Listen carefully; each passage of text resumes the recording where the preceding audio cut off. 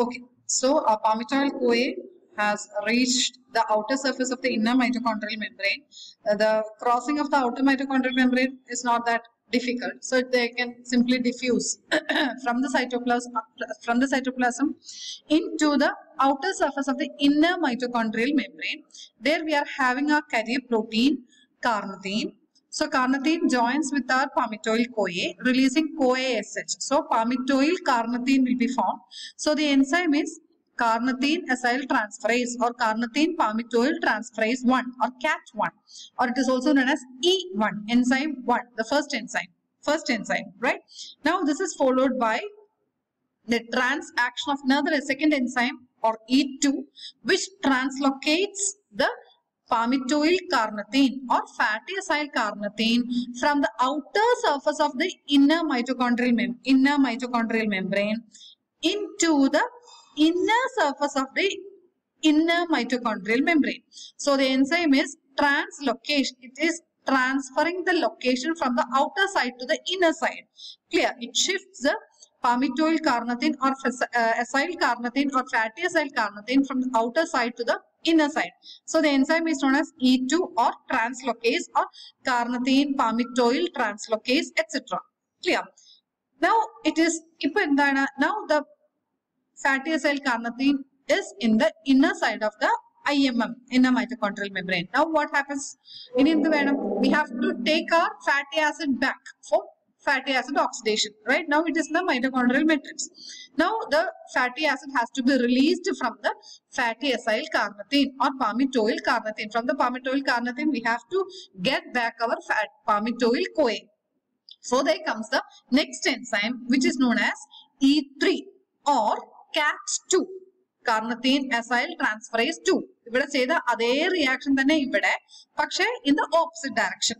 So that CoA-SH comes, CoA-SH reacts with the palmitoyl carnitine, so that carnitine is released and palmitoyl group is converted to palmitoyl-CoA or fatty acyl-CoA or simply acyl-CoA. ആരായാലും ഒന്ന് തന്നെ. എന്തുകൊണ്ടാണ് ഞാൻ palmitic acid എന്ന് പറഞ്ഞു കഴിഞ്ഞാൽ the most abundant fatty acid present is the 16 carbon saturated fatty acid, that is it's not having any double bonds. Palmitic acid, അതുകൊണ്ടാണ് palmitic acid വെച്ചിട്ട് എല്ലാം explain ചെയ്തത്. Clear? Then again another thing is that the carnitine shuttle is required only for long chain fatty acids. അതുകൊണ്ടാണ് again 16 carbonil stick on ചെയ്തത്. Clear?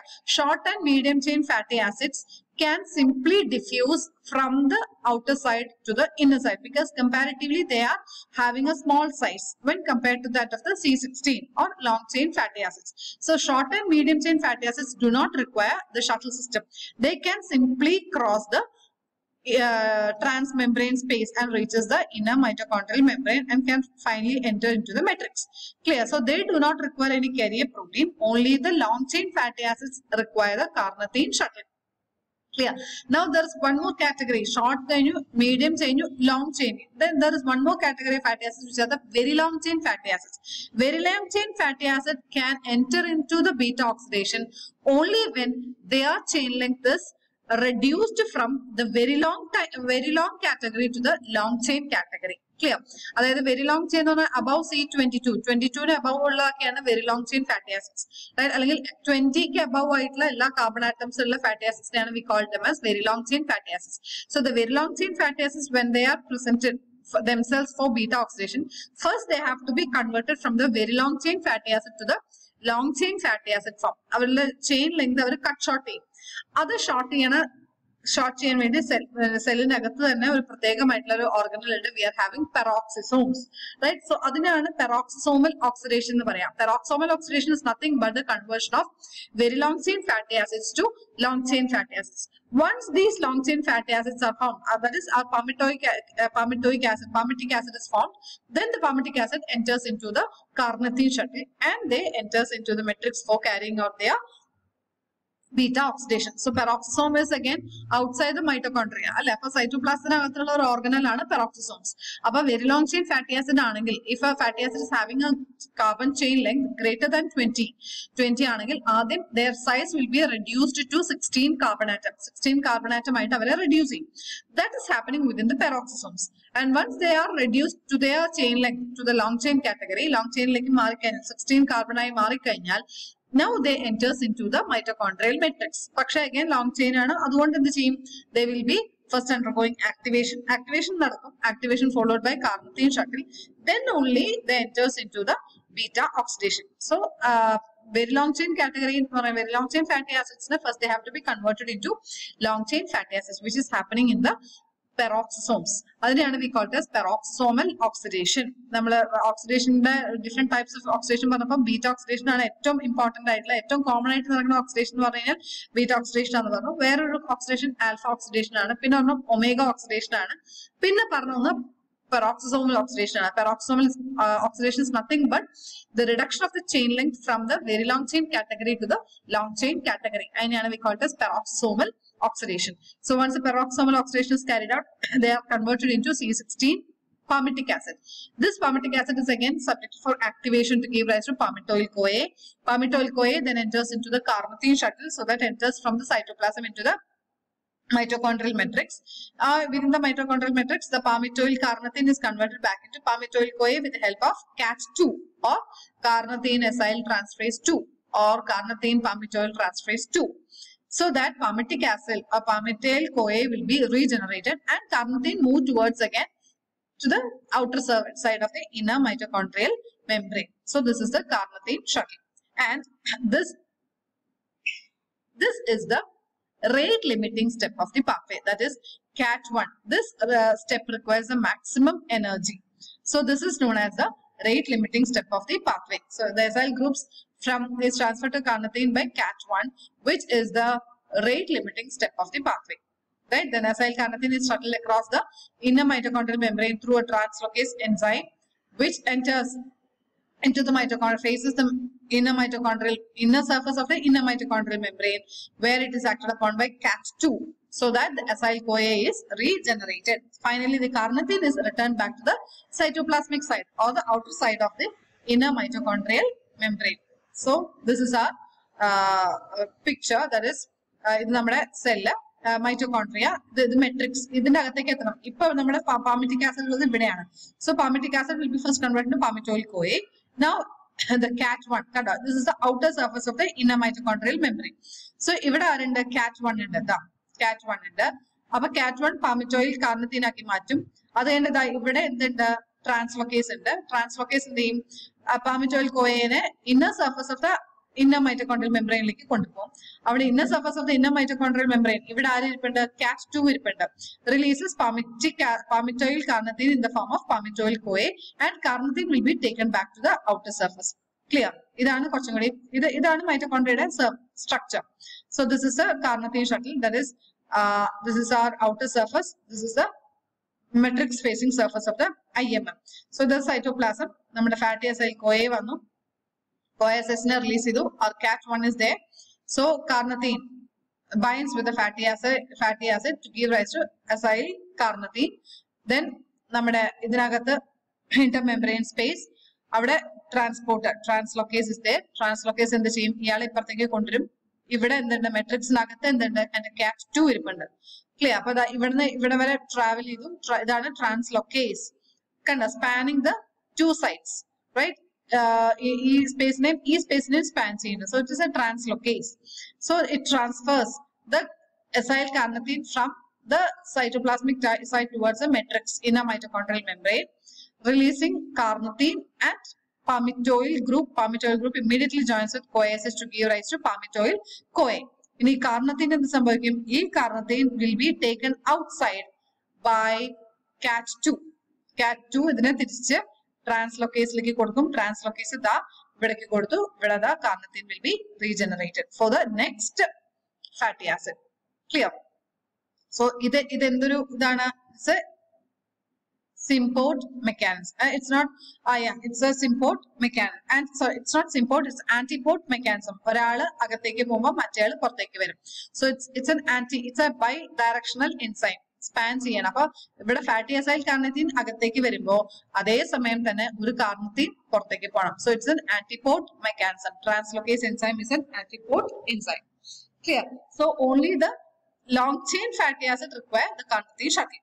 The short chain and medium chain fatty acids can simply diffuse from the cytoplasm towards the outer side. Then it reaches the intermembrane space. Then it finally reaches the inner mitochondrial membrane. In a very long chain fatty acids ആണെങ്കിൽ ഈ സൈറ്റോപ്ലാസത്തിനകത്ത് പെറോക്സിസോംസ് ഉണ്ടാവും. പെറോക്സിസോംസിനകത്ത് വെച്ചിട്ട് very long chain fatty acids are converted into long chain fatty acid by reducing the number of carbon atoms.